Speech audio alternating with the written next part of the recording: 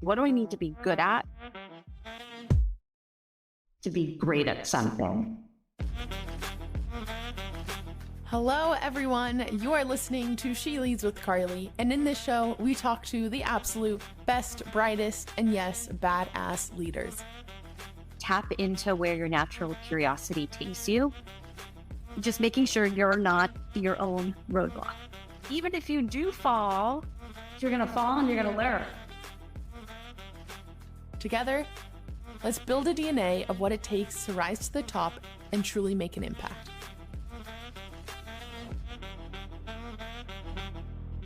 I'm your host, Carly Malatsky. Hello, everyone. I'm thrilled to welcome our guest today, Mandy Ginsberg. So for those who are listening and have met their significant other, boyfriend, girlfriend, partner on a dating app, maybe Tinder or Hinge, you probably have Mandy to thank. Mandy's a true trailblazer who transformed how more than half of people today find romantic connections through online dating and dating apps. As the CEO of Match Group after its 2015 IPO, Mandy led the company's expanding portfolio of dating apps, including Tinder, Match.com, OKCupid, and Plenty of Fish, while later adding Hinge to establish Match Group as the dominant force in online dating that owns over 45 dating apps and services. During her tenure, Mandy broke new ground as the first female CEO to conduct a comprehensive organizational pay audit to address gender wage disparities. Her leadership experience extends beyond Match Group, having served as the CEO of the Princeton Review in 2013 as well. Mandy holds a bachelor's degree from UC Berkeley in Spanish and English literature. She also played on the women's soccer team, by the way, so shout out to that. And then went on to earn her MBA from the University of Pennsylvania Wharton. Currently, Mandy also serves on the boards of Uber, ThredUp, Universal Music Group, and Flow Health, while working as an operating partner at Advent International, a global private equity investment firm. Mandy, it is such a pleasure to have you on the podcast. Welcome. Hi, Carly. Likewise.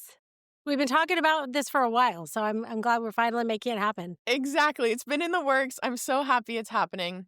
So, Mandy, I didn't mention this in the intro, actually, but you were born and raised in Dallas, and you are still in Dallas today. Is that right? Yeah, I've circled the globe a few times in the meantime, but yes, I made it back to Texas. Amazing. So, Mandy, what I love to do, how I love to start off is I actually want to know, how were you as a child? Tell me a little bit about like maybe 10-year-old Mandy. Were you a bit of a wild child? Did you, were you very studious? What did you like to do? So funny. 10-year-old. I mean, I remember that year because I switched schools. I mean, I like graduated from like the elementary school to like the big sort of middle school.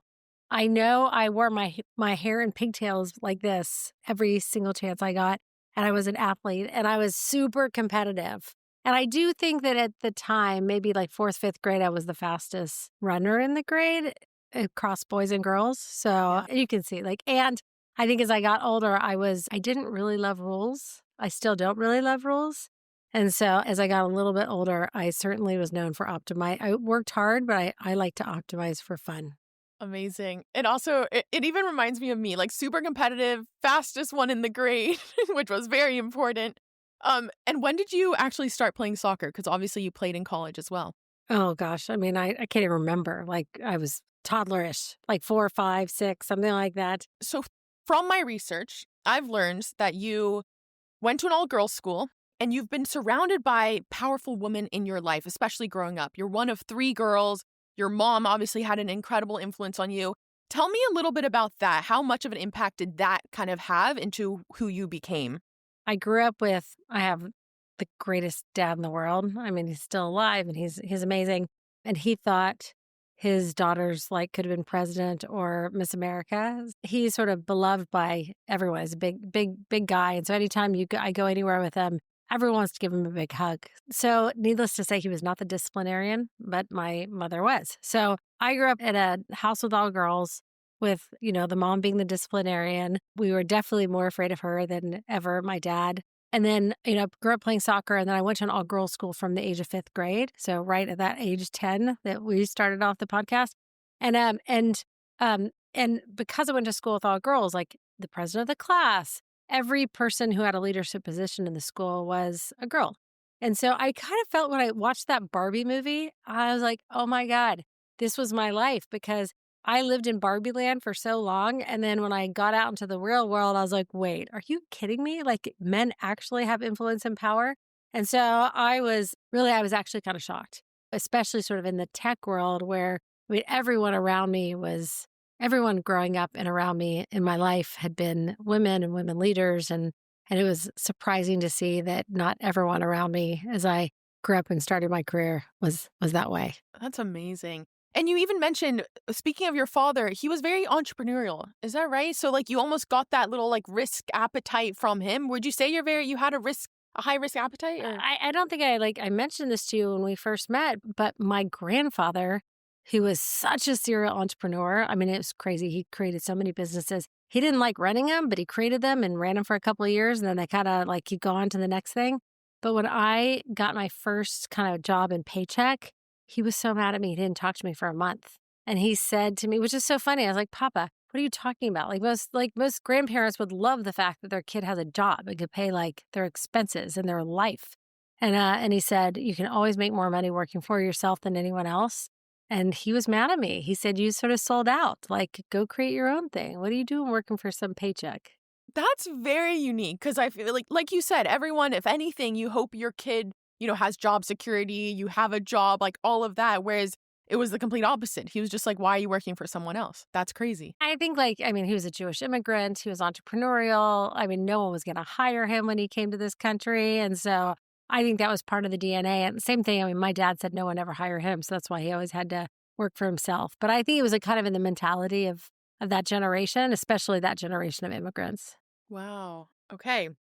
So ultimately, you decide to go to Berkeley. And this is what's super fascinating to me, too, is you studied English and Spanish literature. At this point, what did you want to become? How were you thinking about, after college, post, in my career, this is what I want to be? It's so funny. I don't think I ever thought about it. I don't know why. By the way, I always loved business. I always thought business was fascinating. I actually started, so I was very, very good at math, which I know seems strange that I had an English degree, but I was very, very good at math. And I started out in a calculus class my freshman year at Berkeley. I was one of the few women. There was 500 people in my class. I think I scored a 5 on the AP in calculus. I thought it was amazing. I was not. So I showed up at Berkeley and I took the calculus class. It was a prerequisite to electrical engineering, computer science. So it was like the EECS major. And I, for the first time ever in my life, got my butt kicked. And it was so funny. I had this guy who was this I'll never forget him. He's the TA. And he said, if I could give you an A for effort, I would. Because I was determined to do well. And it was the first C I ever got in my life. And weirdly, I wish I wouldn't have had that class that first year because I think I probably would have done something else. But I worked so hard and I barely, I made a C. It was crazy. And so I was like, okay, I can't do this. And also the class sizes were so big and at Berkeley, it's a big school. And the computer science departments are not going to handhold you. And so I just said, you know what? I love to read. And Maxine Hong Kingston, the writer, was my professor. And so I was like, this is unbelievable. And so we had access to so much, incredible professors. And I was like, I kind of like this. And so I decided I'll study English literature. It was just not by design, but kind of by mistake. And then I always spoke a second language. So that made sense. But it was a mismatch for what my true sort of, interests were. It's so interesting because I actually think that is more common than we know. So for at least Stanford, I had the exact same experience for chemistry. I thought I was going to do pre-med, come from a family of doctors, did chemistry, and I was like, what the hell? I thought I was good at this. And studied my ass off and didn't, the results weren't there. So I was like, okay, you know what? Not for me. But it's so interesting because ultimately, that didn't necessarily navigate, where you go next. So meanwhile, I also mentioned you played soccer at Berkeley. I just want to know, what was the landscape like for women's soccer at that time? Because obviously we've seen where it is today. What was it like for you? Oh my gosh, compared to what the sort of level you were playing in at Stanford was very different. This was 1988. And so even, did we have, no, we didn't even have email. So that was so weird. There was no such thing as email. So I didn't even know how I got recruited. I mean, I guess it'd been letters or coaches writing. I can't even remember. I do remember showing up and I was like, wow. I mean, some of these players were some of the best players in the country. And we were like top 4 in the country. And the speed and the size of these women, it was incredible. But again, it goes back to my like calculus class. I had so much work ethic and I worked so hard and I would fight harder and be more competitive than anyone else. And at one point, my coach, who's such a great guy, he's actually a lawyer, an ex-lawyer who coached, and he said, I just need to keep you on the team to keep up the GPA. Because after my terrible calculus class, I actually did really, really well in school and I had a high GPA. And so he said, I've got to keep you on just for like, to pull up the team GPA. But, I think I had a lot of respect from the players of the team. I didn't start very much, but people just knew like my integrity, work ethic, team spirit was there, which is, by the way, very, very, and actually it helped me a lot over the next 3 decades of my career. You took the words out of my mouth because I think those skills that at least I've already kind of seen it in, early professional career, but I think you're right. Those skills translate over, whether it's even, how to lead a team and like the different type of players and what they respond to and work ethic, competitiveness, all of it. So that's incredible. And I know after Berkeley, you ended up traveling a bit. You lived in Israel, you met someone there, and you ended up coming back for your first job in marketing at a PR firm. And what I loved, I read this somewhere where you realized you had this like eye-opening experience where you looked at your boss and you were like, I don't want to do what you're doing. Like, this is not for me. So I think a lot of people have this experience of, especially early in their career, of like, what am I supposed to do? Like, am I supposed to do this? I'm getting money. It's good. But should I leave? Should I look for something new? Do you have any advice in that element of how, what are good signs to know maybe it's not for you? I mean, it's funny too, because there's lots of exceptions to this, because in the early startup, you could be an incredible company, but you oftentimes work for a person, not a company.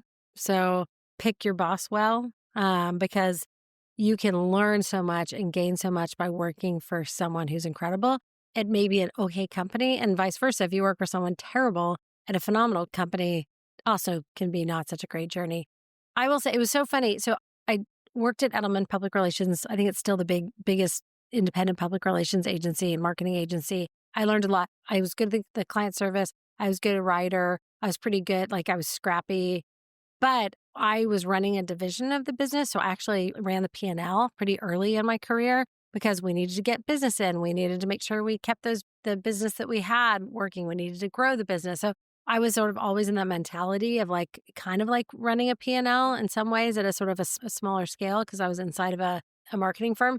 But it's so funny. We worked really, really closely with Microsoft.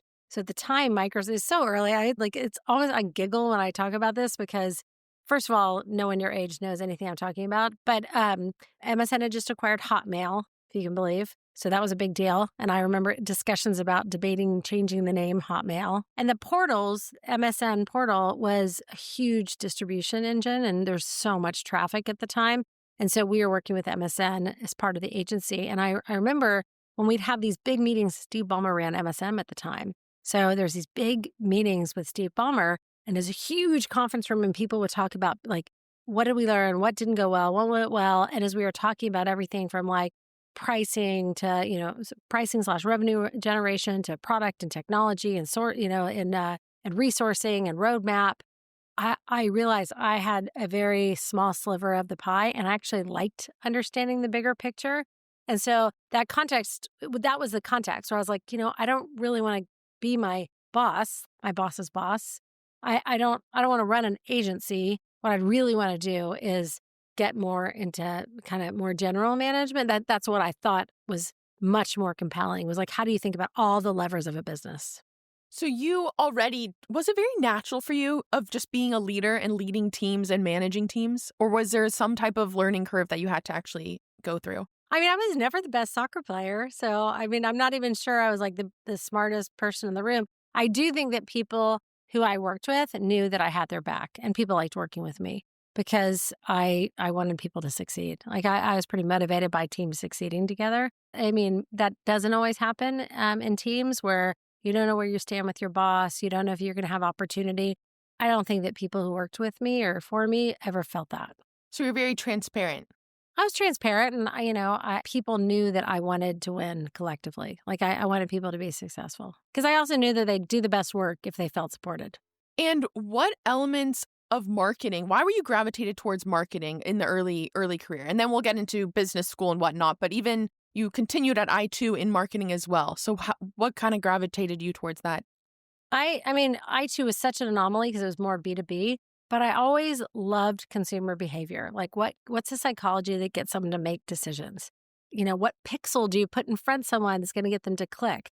How do you think about buying behavior? How do you think about the emotional connection with a product? I mean, I think I was always pretty fascinated by that and always just curious around even in the early days when we were working with MSN, it was really trying to understand product market fit. How do we talk to people about a product? What's going to get people excited? What's a viral component? How, all of those things was super innate to me. And it was something that I was just so inherently curious about. Wow. I love that. You ultimately decide to go to business school, to go to Wharton. I want to know about your first week. From my understanding, you had so much going on in your life aside from going to business school. So tell me a little bit about this time in your life. I don't even remember how much I told you about this, but I did. That first week was crazy. Well, one, I was a mom, so I had a 1-year-old. So I had applied to Wharton, gotten in, but I had to defer because I had a baby. I had a 1-year-old when I started. Yeah. She was 1 year and 1 month. So when I started, and within around the first week or two, my ex-husband said, I'm not happy. I'm going to move back to Israel. And so I actually subsequently, it all worked out. She's in medical school and she's super successful in life. And, her dad and I get along great. And that was 20 something years ago. But I did not realize that I would be starting Wharton with a 1-year-old as a single mom. So that, I remember that time because it was an oh shit moment where I was like, oh my God. I actually went to the bursar to try to get my money back. And they were like, what are you talking about? So in your mind, you were even like, you know what, I can't do this right now. Let me try rescind it. But you couldn't. I was like, there's no way. I mean, this is not what I thought I was signing up for. But the funniest thing is the first week, 2 things happened to me, which I was like, oh my God, I'm in the wrong place. What am I doing here? I mean, this is not for me. So I met a guy in my cohort and I said, why are you here? What do you want to do? And he said, I want to be the CEO of a Fortune 50 company.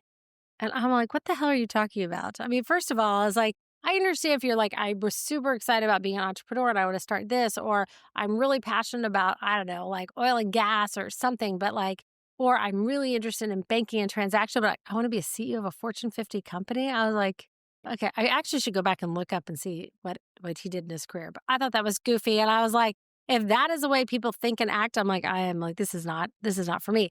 And then people kept saying they wanted to be in iBanking. And I was like, oh my God, it's so weird that everyone wants to be in internet banking. They were talking about investment banking, of course, which I was like, oh my God. And at some point I'm like, that's so strange that everyone loves internet banking. And a friend of mine's like, don't say that out loud to anyone else. I was like, okay, why? They're like, because they're not talking about internet banking. So by the way, I knew what investment banking was, but I wasn't in the sort of the slang of kind of the business world. Now, I kind of put my head down. I had an incredible learning team and it ended up being some of the best 2 years of my life because I think I did not have as much fun as everyone else, but I think it just gave me the credibility and the opportunity to put my hat in the ring on jobs and opportunities that I wouldn't have had otherwise. And did you, going into business school, aside from everything else that's happening in your life, did you have a concept of what you want to get out of it? Were you I want to come out of it in 2 years and, break into this industry? Or how were you thinking about that? I had a sister who went to Wharton and her friends were doing such cool things. And so as I started talking to them, one of them was running the San Francisco Symphony or opera, I think.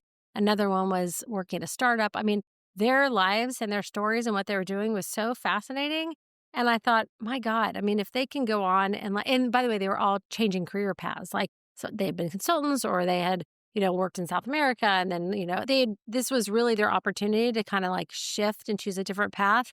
And I had been, at the time, I was a little bit older. I was 29. So I'd been working 7 years and mostly in sort of marketing discipline, a couple of years in Israel and the rest in San Francisco. And so I really was looking for how do I kind of broaden my career. And so I just looked at their paths and I'm like, they are doing such cool stuff. I want to do that. So I just sort of saw it as like truly like opening up doors and opportunities that I wouldn't have sort of the vantage point of. And it's funny because, I mean, you say this lightly now, right? And even as I said it, but you had a 1-year-old as a single mom in business school for 2 years, 1 to 3 years old, which, I think from most people's perspective, that's a very, crazy time if you were not doing anything other than taking care of your kid. So looking back at that experience, does it give you confidence? Like, how did you do that really? Like, was it more just your work ethic? What do you attribute it to? And what do you take away from that? I mean, in some ways, it was like great. It was the best thing that ever happened to me is honestly someone kind of leaving and me having to deal with all this stuff. Someone said to me, maybe like 6 months into school, I was with my daughter and I was at like maybe a family party at Wharton. I mean, this dates me. This is, in 1999 or 2000. And this guy said to me, oh, what cohort is your husband in? And I looked him straight in the eye and I said, I don't have a husband. And he's like, well, what are you doing here? I'm like, I'm the student. Wow. What are you talking about? And so I thought that was interesting that like, gosh, I mean, not many people are facing what I'm facing. And in fact, it's so funny because all my buddies from Wharton now, especially as they had kids, are like, oh my God, how did you do this? Like we now know what you did at Wharton. I was like, yes, I know. But I think that in some ways, I mean, I didn't have a choice. And, you don't know how strong you are until you get tested. I mean, I'm sure I cried. I didn't eat. I was so stressed. And then I had a really great family. So I did summer internships in Dallas and my mom helped at the time with my daughter. And I'm very lucky that way, but you just don't know. And then I sort of got through those few years and I was like, you know what? A lot of things are not going to seem that hard after I did that. And that goes for a lot of the sort of extreme experience I had in life is like, at the core, if you can like get your shit together and figure out a way to like be a good parent and a good role model, then, and I can say that now because my daughter and I've talked a lot about, 25 years, this is 25 years ago. So about, those early years and how we were these little buddies together. And I'm not sure how much she remembers, but she does remember like being my little buddy and us kind of figuring out together. I love that. And I read somewhere actually where during this time where like that guy, even said to you, is your husband here as a student, your mom, her advice was just deal with it, right? Like just do it. I mean, you don't have a choice. Yeah, you don't have a choice. My mom was a lot like, stop your complaining and just deal with your life. And by the way, like she was also like, and if it's unsurmountable, do something else. Right. So you ultimately end up at I2 Technologies. And the reason why I want to mention this is it turns out to be arguably maybe one of the most important, elements of your life. You met your husband, your now husband, your best friend, Shar, who you've worked with, for many, many years.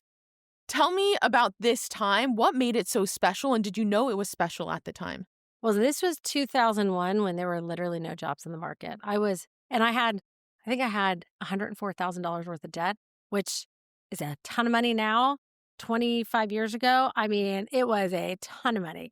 And so, and I knew, I literally was like, okay, I have to pay for my daughter's education. There would be times where I'd be like, hey, Mom, Dad, can I come eat with you guys like 5 days a week this week? so, I was like an adult, but I knew that between like my debt and my expenses as a single mom, I had a lot to manage. Frankly, I just needed a job. I did not care what kind of job. And I had done a summer internship at I2 Technology, which was a B2B software company, supply chain management company. It was so like out of my wheelhouse, but I didn't care. I had done a summer internship that summer in Dallas because frankly, I was solving to be in Dallas because I knew I was a single mom and I needed I needed to live at home at my parents' home. I think I was 30 at the time. So, I was not a kid. I thought this was just a quick stopping ground until like kind of the market got better. I was there for 5 years, but it was kind of a remarkable company. It was a high flyer in the stock market before I got there. And I was sort of the beginning of the end. I mean, the stock was really, it was sort of, it was not great. Ultimately ended up selling. But we had to restate our earnings. It was challenging. There was a lot of stuff that was going on. It was like lots of layoffs and, we had to make a lot of changes in the company. I ran a division of marketing and then I ultimately ran all of marketing. But I met my husband. And then honestly, I met just incredible high quality people that ultimately joined me at Match and were really one of the big sort of reasons that Match became what it was today. And did you follow your advice about working for great people? Or for you, it was mainly like, I just need a job. But why did you stay for maybe that long time? Did you ever consider leaving earlier? When you're a single mom and you've got like a 1 to 5-year-old, you're also like trying to constantly weigh, how like I've got to balance a little bit of like my career with just the practicalities of life. That felt long. I mean, I'm not sure I would have stayed there, although certainly like I kept getting more responsibility. It was really interesting. We did have to restate earnings. I was working closely with the PR and IR team. So I was learning a lot at the time, and it was a great team for a period of time. I will say the last year, I mean, as everyone was at these type of companies where things start getting harder and harder, I had been kind of looking for a new role, and just was dumb luck that I ended up stumbling into Match. Okay, so let's get into Match. Tell me a little bit about what ultimately, got you into chemistry.com first and then Match. How did you find it? I had 2 different people call me about the Match job, and like random. Like one was for a high school friend and one was a business school friend. Because Match.com was based in Dallas, eHarmony, some of these companies, people don't even know what they are anymore. eHarmony was around. It was sort of killing Match. Match came up with a flanker business to really go attack eHarmony called Chemistry. They hadn't even launched it. They hadn't launched it, but they wanted someone who they were willing to make a bet on a person who really understood marketing and consumer marketing. And Dallas, Texas in the time was not a hotbed of like hiring for consumer internet marketing people. I talked to a woman who's amazing, a recruiter who every year on Valentine's Day, I will reach out to her and be like, thank you for changing my life. Because that was the first day I started. Not really the first day I started at Match, but like my official first day at Match was on Valentine's Day, which was very fitting. But she did change that phone call, changed my life. They took a chance on me. They hired me to be the general manager of Chemistry, this business. It was this flanker business. It was the serious-minded. At the time, Match was the hookup site, if you could believe it. And eHarmony was more the marriage serious-minded site because there was no apps. And Chemistry was supposed to be the answer to Match's serious-minded person. So we launched Chemistry in 2006 when I came on board. I think it had launched, we launched it like this. In fact, it was probably a year ago. I mean, at the same time, like the first or second week of January. So in 2006. And so that was my entry point into the dating category. From my understanding, though, it's beyond marketing, right? Like, isn't it? It's from the ground up. It's essentially being, a founder. Or am I wrong? Like, what elements was it putting on a founder hat? And was that something that was daunting to you? Or was it more of like, let me just, I could put on the marketing creativity hat?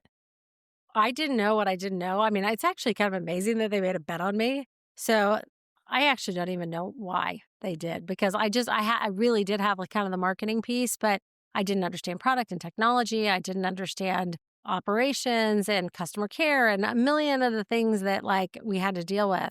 And building the business, because we had, ultimately it was like 25 people, but I'm not sure, it was maybe 10 of us or 8 of us when I first sort of got hired and started. We had the benefit of being able to market to Match people. So that was a lot of free marketing. So that was a huge sort of safety blanket to be able to kind of migrate users. We found that users would pay for both too, which was pretty fascinating. But a couple months in, I knew I needed a strong product and technology leader. In fact, I had a great tech guy there, but he's like, we need a good product person, because I can be a great tech person, but I need a partner on the product side. So I called Shar, Dubey, who was the head of product strategy and a good buddy of mine at I2, never, ever thinking that she would be interested. And I said, hey, Shar, I really don't know what I'm doing here. And I'm trying to figure out all these pieces, but I think I can get like all the sort of like HR, hiring the team, operations, marketing, all that stuff. But I just need someone who's an engineer to understand like the product, drive product engineering. And by the way, it's a product-led business. And so she calls me back a couple of days later. I kid you not. And she's like, I'll do it. And I was like, oh. I said, do you know how to? She's like, I could figure it out. And I said, okay, great. It's like, I mean, I just wish I could go back and play that conversation because sometimes I'll say, did I remember it that way? She's like, yeah. And the weird thing about Shar is I wouldn't say she's the hugest risk taker, but when it came to like very big decisions in her life, one, her husband, who I'm close with, and then this job, she took these like huge swings. And so anyway, she went to interview with the people at Match, the CEO at the time, the COO, and they were like, I mean, you can hire anyone you want, but are you sure you want to hire her? Because she doesn't seem like she has any experience. I was like, oh, yeah, I'm sure we can figure it out. But it was so funny. She, when we were going through this hiring process, that is when I got a cease and desist letter saying that the company I too was suing me. When I told my boss that, he's like, that's great. She must be really good. Who else can you hire? But the cease and desist letter was so bizarre because it was a non-solicitation. It was based on a non-solicitation agreement. And I actually didn't solicit her, just to be clear. And it was a dating business versus a supply chain software business. There was no competitive nature at all. And the kicker is my husband was still at the company and had kind of a bbig role, a big revenue generating role at the company. And so I couldn't believe it. I was like, are you guys crazy? It wasn't even my husband. I think we were getting married like a couple months later. So now is my fiance. So we were in this weird situation where the company, I subsequently found out that in a board meeting, the new CEO, who I didn't know as well as the chairman, said, the next person who hires someone, I'm going to personally bankrupt. And I was the next person. so it was really interesting. And, I don't know. I was so proud of myself how I handled it 20 years later because I was like, damn, I was pretty good because I reached out to the CEO and I said, this is silly. Like my fiance works there. Let's meet for a drink. I'd love to talk to you about it so we can work this out. And he showed up to the bar with a piece of paper saying that if you will sign on the dotted line that your husband will work here for another, 2 years or something, then we will drop the lawsuit. And I said, I will never ask him. I mean, it was crazy. And so I said, my knee-jerk reaction was like, okay, one, I can't believe you're treating an employee that way. And two, I could never start a marriage where I'm asking him to do something like this. It's like, this is unacceptable.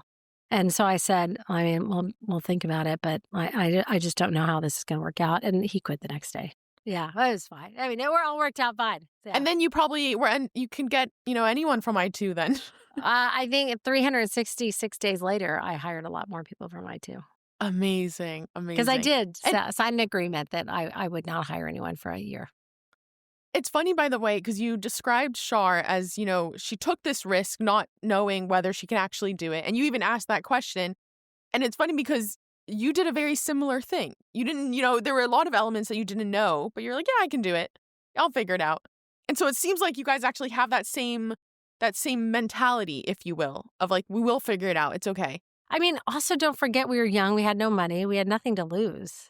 What's the worst that could happen? You'll just get another job. And this was exciting and fun and, and we felt like the stakes were fairly low. Then you were offered, you then became the CEO of Match.com. So not yet Match Group, but Match.com. I'm curious, in that time, did you ever, have the mentality from your grandfather, your dad of saying like, you know what, I'm going to go start my own thing now. Like I kind of got a taste of it. Did you ever have that instinct to do it?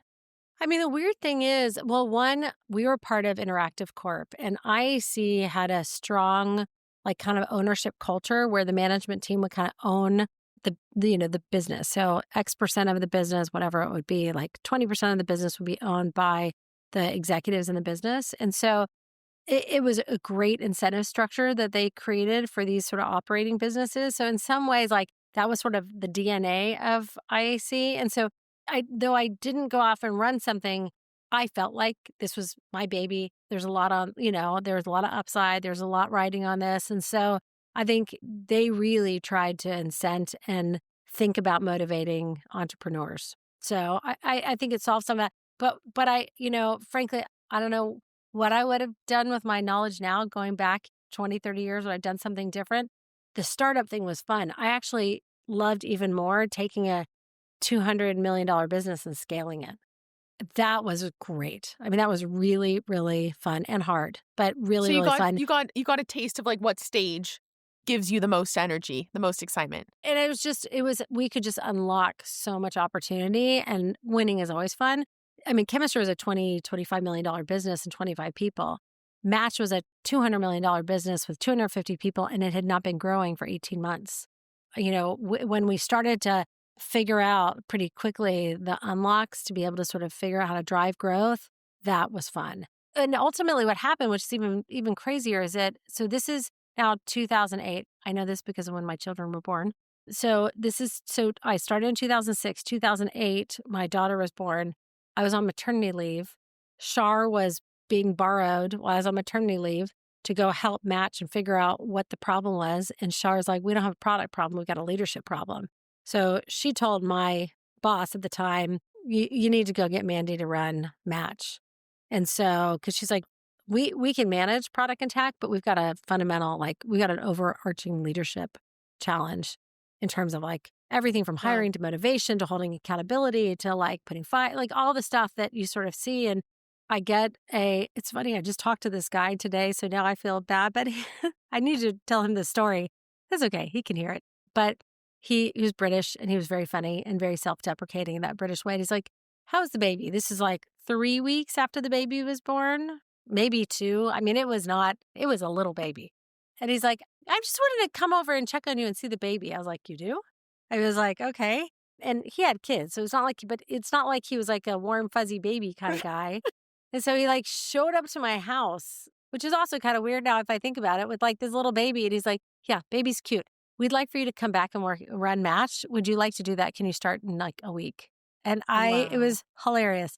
And I mean, I love my kids, didn't really love babies.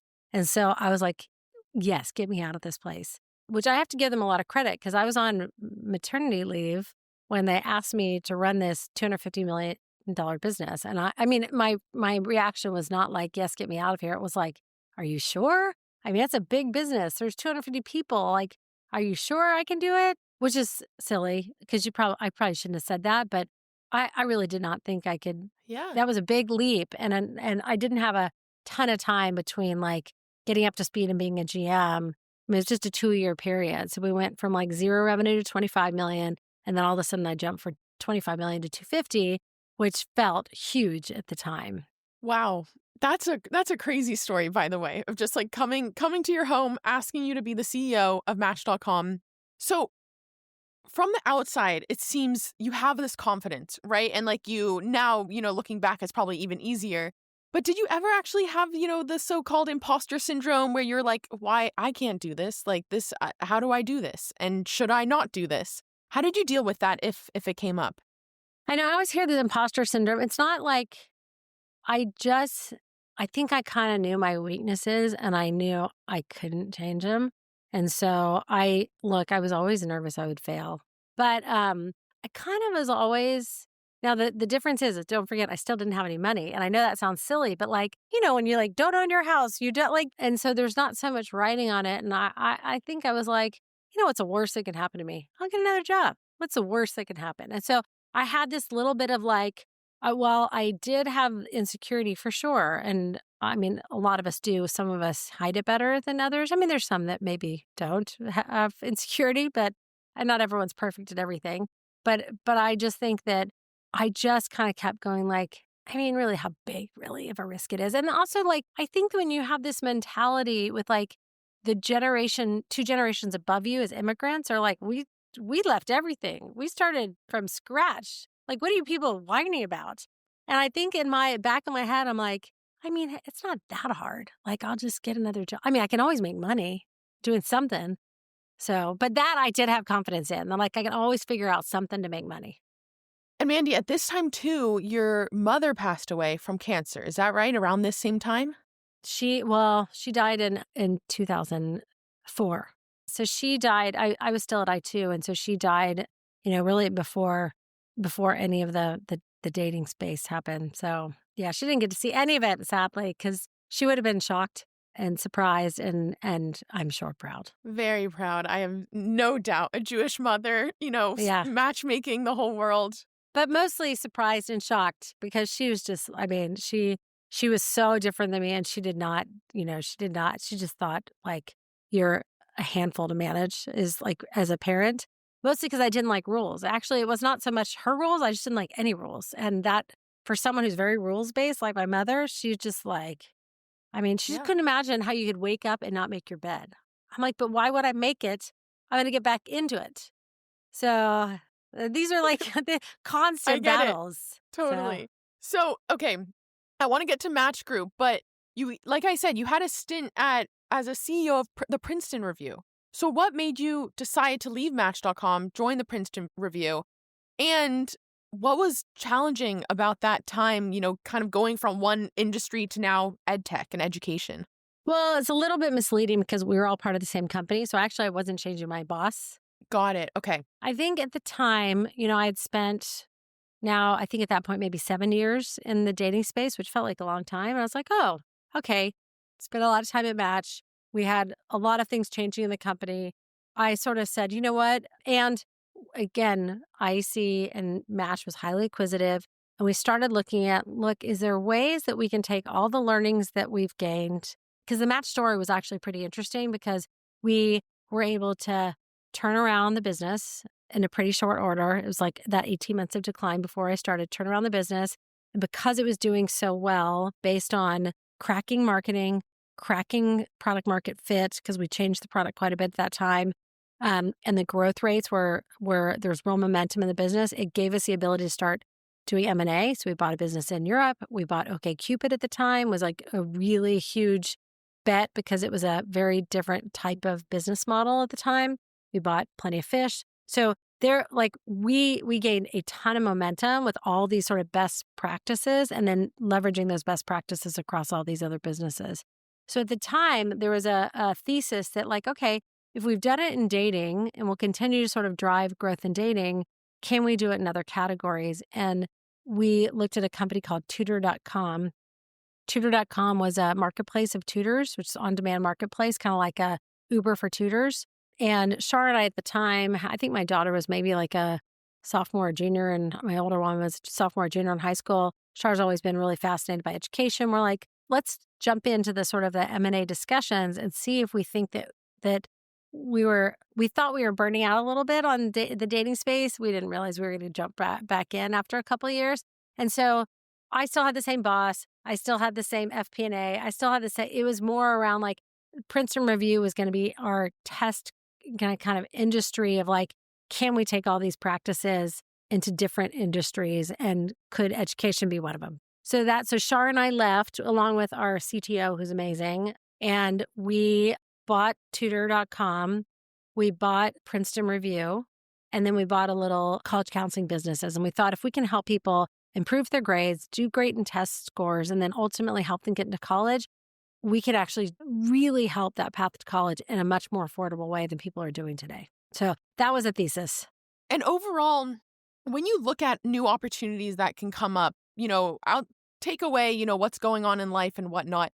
What are some key factors that you look at, whether it's the market, the people on the team, the culture? Like, what are some of the key factors that come into mind for you to be like, this is an interesting opportunity? So we can talk about different ones. I mean, I think the Princeton Review is amazing because it had a great brand, but it was very old school. It's kind of brick and mortar still, and not a great technology platform that was very scalable and really hadn't invested in the content product experience in a way that would really resonate, we thought, with teenagers at the time. So we thought, wow, this feels like it could be a very, very big unlock. And Princeton Review has never really done big scaled advertising. I don't think they had advertised on radio. They certainly hadn't done television advertising. They hadn't done advertised on the online platforms, including Meta. This time it wasn't Meta, it was Facebook. And so we're like, okay, can we take all these different practices, not just on the product and technology side, but on the distribution side? Because we know this audience, like we know moms, not just because we were moms, but because the Match.com business really catered to an older audience. So we're like, we know how to target those people, and can we deliver a great product to the moms who are making the decisions for most of these products? And so, look, I mean, there's a lot of reasons. You look at lots of businesses, and for unlocks, we do it at Advent and other investment companies all the time. I mean, I think that product market fit and figuring out, like, are there skills that Shar and I, for example, can really bring when it comes to like product and product scalability and when it comes to distribution and marketing. So those are the things that we look at, because, at the end of the day, like we didn't run complicated factories. We ran consumer internet subscription products. And that's the other thing that we liked, we looked at quite a bit, is like, are there other businesses that really, we were one of the first businesses that established that young people will pay for subscriptions, which no one thought we could, for Tinder, that, young people paid. It's something, even as you're talking, I've noticed that, yes, you mentioned how you have a big risk appetite in terms of whether you accept a job, go to a company and whatnot. But even as an operator, you take a lot of risks. Like, even like you said, like the Tinder subscription model, or I went into even the archives of chemistry.com. You guys put out this like marketing campaign against eHarmony. That was kind of a little bit, taboo, or if you will, like rejected by eHarmony. It was pretty out there. So it seems like it comes into, how you even lead and what you do even within the company. Did I tell you the story about the chemistry ad? I don't even know if I told. So they were doing a big story, like, I can't remember, 60 Minutes or 2020. It wasn't Barbara Walters, clearly, but it was like someone like that. I'll think of it in 2 seconds. So anyway, they were doing a story on Barry, and there were not that many female executives at IAC at the time. It changed over time, but they asked me to come and like present to them in a meeting that they would film. So we went and I'm the worst actress. My boss at the time said, well, let's not do a fake meeting. Let's actually present a really interesting ad campaign that we'd been working on. And the idea behind the ad campaign was that eHarmony at the time we thought was one of the most discriminatory businesses in America, because they didn't let people who were looking at same-sex relationships join, and they would reject you, and you had no idea why they rejected you. And so we created this very funny campaign, tongue-in-cheek, about being rejected by eHarmony. But at the time, and I can't believe I'm forgetting the reporter's name because she's very famous, but at the time we pitched it to Barry. He actually didn't like it. He didn't like it because he's like, why don't you talk about what you stand for, don't poke the other guy. And she thought it was a brilliant campaign, because she's like, chemistry is this tiny little business and you're going up against this behemoth, and this is like such a great flanker brand campaign. And oh, by the way, it was the first campaign where we ever put a gay man in a television ad. It actually was the first gay couple that ever was on an advertisement in television in America. And so we ended up becoming kind of like heroes. It was amazing. And that campaign picked up a lot of momentum. And so, look, I sort of thought like it'll work, because Barry didn't love it. Barry Diller didn't love it. I was like, it's going to either work and things are going to be fine, or it's going to fall over and I'm going to get fired and I could go find another job. What do I have to lose? But it worked. And it was really, actually, it created a lot of the momentum in the early days of chemistry, and it really put chemistry on the map. And frankly, it really, really put a lot of pressure on eHarmony, because they had to then turn around and create 2 different sites, one gay site, one straight site. So then we, of course, put up a campaign that was called, it was amazing. It was like the gays and the straights that we put and on top of a drinking fountain.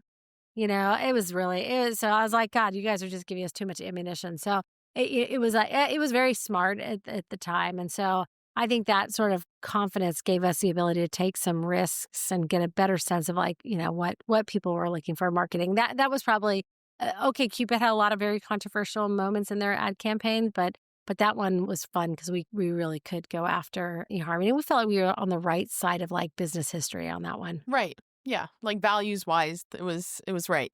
I love that. That's an amazing story. So, okay, let's go to Match Group now. You become the CEO of now a public company. What was the biggest difference for you now that you're, of a public company versus the Match.com experience that you had?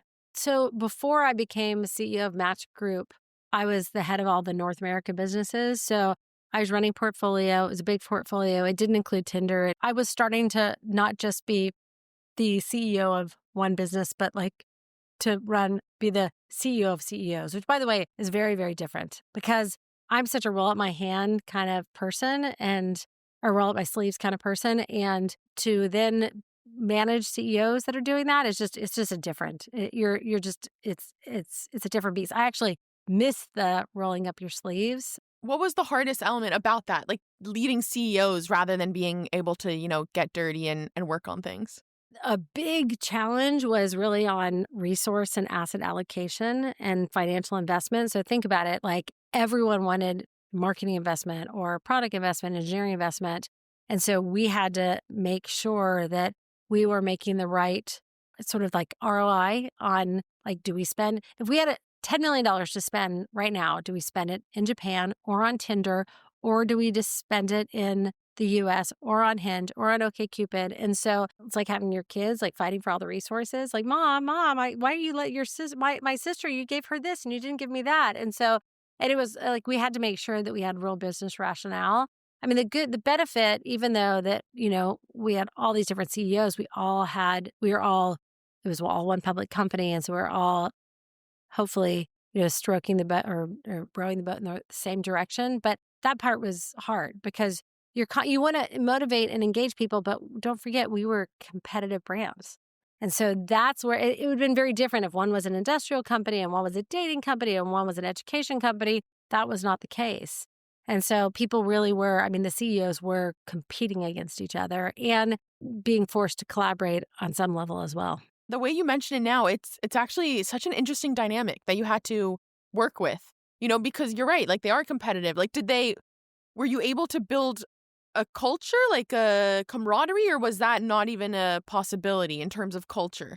It's hard because the winning team is always like, oh, those, old stupid people, like we're so smart and brilliant, depending on what was sort of the highest growth rate company. But, I think that I was there for so long. I hired so many people. There was like a DNA. And also, like, I do think people trusted me. I've been there so long. And between me and Shar, we knew so much about the business. And so it was not like someone coming in that was like questioning decisions that got made. I will tell you, before I ended up leaving, we never were the company, ironically. We did these like big get-togethers in the summer in Dallas, which people were like, why would you bring us together in 103 temperature? Which was always like a head scratcher to like people from Paris or Japan. They're like, this is terrible. And we had a big event at a really kind of hot, steamy, sweaty lake just outside of Dallas. And they're like, this is the worst thing in the entire world. But we never really spent a lot of time bringing the leadership team together. One, I knew everyone, so we would like collaborate and talk, but it was expensive. It was time out of the office. It was just not in our DNA because we were so heads down all the time. But I brought a group together for like a great 3 or 4 day offsite. And it was awesome because I think that what happens is when you're in a competing culture, you sort of forget how much you either have in common or you forget the person that you're negotiating against for the dollars. And so I just think it's really important to spend the time having people get together, get to know each other, because despite that you might have one business that's doing really well and one business that's not, believe me, it might be the next year what's the opposite, and you want there to be best practice sharing within those organizations. Absolutely. And during this time, Mandy, there still is pretty big gap between female CEOs and male CEOs, right? Of public companies, in general in tech. Did you ever feel, I want you to talk about, I've read that you didn't feel lonely because you had Shar. Like you guys were kind of this like dynamic duo. But did you ever have a support outside who understood what you were going through? How did you kind of seek that support? Because it was so rare. Like you couldn't really lean on someone at another company who's going through a similar thing. No, look, I was in YPO, the CEO organization. And in my forum, this small group, it was very evident that everyone felt very lonely. And that was the whole sort of point. I didn't feel that way. Look, Shar and I had a very unique relationship. And in fact, when I became CEO of Match Group, I actually pitched that we become co-CEOs. And they're like, that doesn't work. It actually would have worked. And essentially, it's how we ran the business. And she subsequently became CEO after me when I left. But we had such a unique relationship, not like the personal relationship, which was great, but also our skill sets were so different from each other. Like on a Venn diagram, it would be like, barely overlapping each other. And it's like if you could shove both of us together, we'd be the perfect CEO because it gave us so much leverage. Because she would deal with a lot of the things on like sort of the tech side, product side. I would deal with a lot of the marketing, operations, HR, external stuff. And also like you have so many direct reports. So I'm like, okay, will you talk to so-and-so and I'll talk to so-and-so. And then like, let's like circle back to make sure that we're in alignment. It felt like there was two of us. I mean, there were two of us.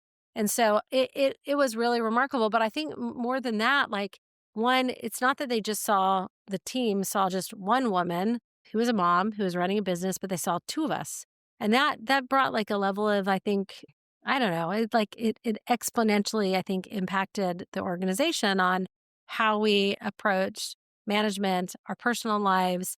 And then, there was tremendous amount of respect. People loved Shar and the organization. And I just think that I could see that people totally liked working with the two of us. So in these situations, sometimes you can see where someone's undermining the other one or they're trying to circle around the other one. It just, that never was in the realm of how we ran things. We were really incredibly aligned and it was awesome because the stuff that she was good at and loved to do was very different than the stuff that I was good at and loved to do. I love that. That's amazing. And I mean, you even mentioned that I think having those two presences also trickle down into even hiring great women. Like they see that and they want to strive to be that. So I think there's like a really powerful effect that goes on there. So I mentioned in the intro how you conducted a pay audit. Talk me a little bit through that. What was the drive to do that, and what were some of the findings from it? Well, it's funny because like very early on in our careers, as we were going through the end of year reviews and looking at bonuses, equity, et cetera, just from the early days. I mean, not when like there was such a thing as pay audits. Shar and I realized that most of the people who would bang their fist on the table or be kind of squeaky were not women, which was wild. I mean, and you kind of alluded to it that, I had a mom was like, if you want something, open your fucking mouth. Like, it's like, I'm not sure she said fucking, but she said, open your mouth and ask. Yeah. But that's not, I mean, that's more unique, I think. That's certainly not what we saw. There was a woman who was incredibly valuable, and she just was not a self-advocator. She didn't like, and by the way, Shar hates asking for stuff. And she'd always tell me that. I was like, I have no problem asking for the both of us. But this one woman was like, she was so talented, and we made sure that she was compensated for her contributions to the company, not at the expense of like, because she never asked for it, she could have easily gotten overlooked, but she was so incredibly valuable. And so we spent a lot of time actually because this one woman saying like, let's just make sure that just because they're not loud that they're not getting paid. Anyway, like over time, and the business got, much bigger, we thought we were doing this, and we actually paid special attention to make sure that there was real equity based on value that people were providing, because it's a meritocracy at the end of the day, like that we believe that you pay people for delivering great results. And so we decided to do a pay audit. Frankly, I can't remember why. Maybe the head of HR said we should, and I was like, let's do it. But the thing is about this pay audit, I had actually gone to a conference where I heard, I think Salesforce or someone did this pay audit. They felt that there was a real discrepancy, and they knew that they had to put real dollars to address the discrepancy in pay. And I had told my head of HR, I'm like, if we do this, we better talk to comp committee because we got to put our money where our mouth is, and we actually need to make a change. And we found that actually we didn't need to make a change. So much so that the auditors, the compensation consultant auditors came in and they almost didn't believe it. So they had to go kind of back through the data a couple times. There was one area, it was weird. It was like accounting where there was like a delta because I think there had been a lot of women who had been there a long time and the men had been newer. So there was something that we're like, let's go fix that. But it was so small relative to the overall business, especially when it came to product and technology. Yeah. Now, that said, do we have enough technologists or engineers who are women? No. Do we have enough product people that were women? No. But there was a level of equity and fairness, especially when it came to thinking about it for gender. And I think that's because of who we were and how we approach things. On that notion of like you said, men tend to, bang the table, get what they want, whatever, ask for what they want, at least, on the surface level, rather than women. And for you, it comes more naturally. But what advice do you have for women where it doesn't come more naturally? Like, even maybe it is just embodying the mindset of like, worst case, they say no. Like that's honestly like this podcast, that's kind of how I go about it. I ask great people and worst case, they say no. So why not ask? And so, but a lot of women, this is relatable to so many industries. How do you advise women who come to you, with that? Well, what I'd say is that if you think about it, if you've ever been a boss, and maybe some of the people I'm giving advice to haven't, but like you want to see people that work for you being ambitious and driven and determined, but also not pigs and be fair about things. And so I would say that like, look, if someone has career aspirations or financial aspirations, or they want to figure out their path to be a director or a manager or a VP or whatever it is, depending on where they are, I think they need to articulate it. It's up to them to advocate for themselves. And so even if it's not about money today, if you say, listen, I'm an individual contributor, I really want to be a manager. What is it going to take for me to get there? And, I really want to see not only me learn and grow, but I'd like to see sort of my compensation. It depends on sort of, what, like I'd like to make $50,000 a year, not $40,000 a year. What is it going to take to get there? I think have these conversations, even if they tell you no. I mean, the reality is you start putting a bug in people's ear. And also, you would probably rather as a manager, hearing people, especially if they do it in a productive way, say, I am driven, I'm ambitious, I want to prove myself, I want to work hard, I want to make everyone in the organization successful, versus the person that's like, yes, thank you, I'll kind of keep my head down. So I would say, like, believe me, it's like, it's never hurts to ask. It's how you ask. I really like that framework that you just gave, because in a way, it's not necessarily asking. It's more just sharing, like, these are my goals, right? Like, help me get there. How do I get there? But it's a little bit before saying, like, I want to raise or I want to become this. So I think that's great. I really like that. And by the way, what it does is it then puts the ownership on you and your boss, not just you. So It's not like, I want to raise, you need to give it to me. It's like, help me figure out how I can get to the next level. What do you think I should do? And are there steps that I should take? And can we revisit them in 6 months? Right. Because I think it's very common, probably most common, to just keep it in my little brain, for 2 years saying, this is my goal. I know my goal and I'll try my hardest to get there. But you're right. Like, bringing in your manager can actually help so much with that. That's great. So, Mandy, ultimately you leave Match Group. But one part that I really want to talk about is you've had, health scares from like we said, your mom passed away with cancer, and then you got tested for the same BRCA gene and was tested positive. But what's so powerful about this, and you could talk about it, is you kind of embodied this value to be very open with Match Group, with the people you work with, about what you're going through. Tell me a little bit about that power and what that ultimately did for like the culture of a company and why it's important. I mean, the first thing is, just to be clear, I am a little bit of an open book, so it helps. I've always been that way, so I don't have a lot of secrets. So that personality helps versus some people are more guarded. But the challenge that we had at Match is that it was a hard charging, operating day-to-day, in and out kind of business. And we were all in Dallas. We actually had daily stand-ups where we'd physically be together. It's funny to think about now. We're like, what are the numbers? What do we do? What are the bugs? And so it was a 10-minute meeting, but we had them every day. We did it in the beginning every day to kind of change behavior, mostly because people were like, well, I don't know what he's doing. I don't know what she's doing. And I was like, no more finger pointing. We are going to I was like, literally, people, we are going to get together every day and no one's going to ever have an excuse for not knowing unless they don't show up.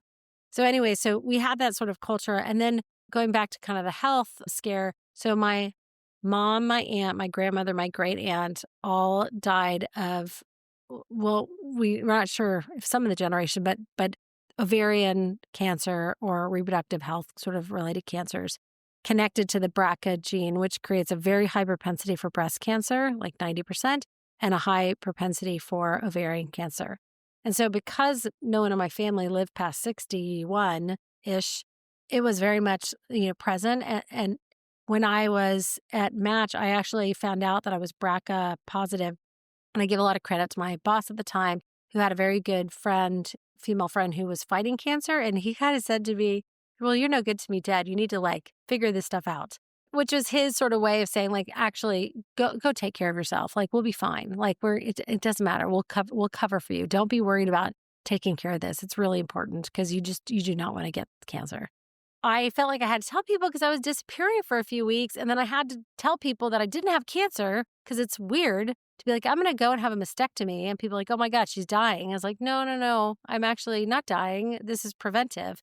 And so I made a decision mostly because I just felt it was so weird to not say anything, to just be really transparent. And I do remember waking up after my mastectomy and Shar was by my bed. I was hello. I mean, it's the first person's face I saw. And I got back to work pretty quick, mostly because I just didn't want to think about how much pain I was in. And people thought I was crazy, but I'm no. I mean, you want me to be laying at home versus sitting at a computer? I'd much rather be here at a computer. I think that what happened is it gave people permission to just talk about these things in a way that they didn't. And I don't remember if I shared this story, but there was a incredible woman. She's still at Match. She's she's in the marketing, one of the big buyers. She's responsible for all of our acquisition costs, or a big portion of our acquisition costs. And she ended up having premature twins, really premature twins. And we were supposed to be meeting, and she had called me and she said, I got it. I'm having an emergency. My water just broke. I was what? Just, take care of yourself. And I said to her, I remember she called me, I don't know, I can't remember, a week later. And I said, you know what? It doesn't matter. We were still a pretty small company. I was don't worry about any of the paperwork. Don't worry about anything. Just you guys are in survival mode. Just focus on your family. And I was serious. It went a long way for her. I'm not sure most companies would have done that. She actually talked a lot about how she just got incredible support. To me, it's obvious. I was of course, she was an amazing contributor and friend and old colleague, and of course she would do that. I don't think people necessarily do that in companies. And it also is harder the bigger you get to how do you sort of manage such a big workforce when it comes to health? But what it did do is all these things allowed us to be more vocal about our personal lives and not feel we have to hide anything. And if we have a sick kid, or if we have a surgery, or if we have stuff we have to deal with, that's just part of life, because we were spending most of our days with each other and at work. What I love about it most is it's what you said towards the end, where you have to bring in personal in a way because you're spending so much time, right? And I don't know who I heard this from, but it's almost like bringing your whole self to work instead of bringing, one little element of yourself. And it seems like you embodied that, and it trickled down into the team, which, in my opinion, I think really translates to, outcomes, and, how you are together contributes to that. Yeah. And by the way, I mean, I know I've said this before. I just feel if every consumer internet product was run by a mom, then we probably have different outcomes. And I do think that we ran the company like we were moms, because we were. And by the way, we would think about our users and our female users, and the fact that we have daughters that were using the product. And I just think that in most cases, men are running consumer internet products that women are using, and that, over time it'll change. Because moms have that, it's a natural instinct. Is that why, or why? Why do you think is the biggest reason moms can make the best CEO of a consumer tech? I mean, I think women are great web thinkers, and I think they're great leaders. And so I think that over time, it's kind of like with doctors. I think 50 years ago, there was less than 10% women doctors, and now they're over 50%.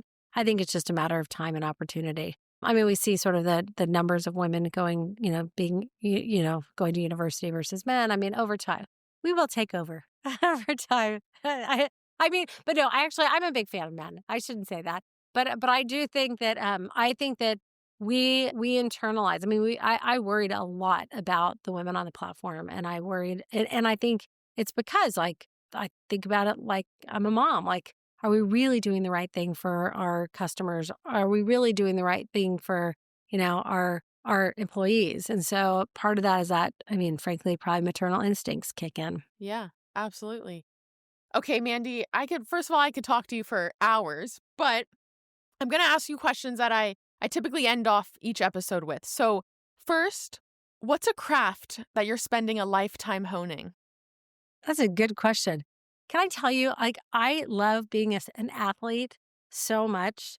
And I feel like since was a public company CEO, I've had more joy and more fun learning new sports than I ever imagined in my life. I mean, I've always loved, being out on a field or on a court, and I get to go do that again, which seems silly, but it brings me immense joy. What's the latest? Or at least current sport that you're learning? I never played tennis, and I picked up tennis a few years ago, and I love it. And then I was always a soccer player, so I never played racket sports. So I didn't play padel and pickleball. And so I'm so competitive, as we talked about, and movement and competition is amazing. And then I also love skiing. So, but I would say that being on a court with a group of people and a team is a blast, or clinics is a blast. I don't really have much time for truly organized sports, but it's fun. I love it. I love it. Mandy, it has been such a pleasure having you on She Leads. Thank you so much for joining. This has been great. Thanks, Carly.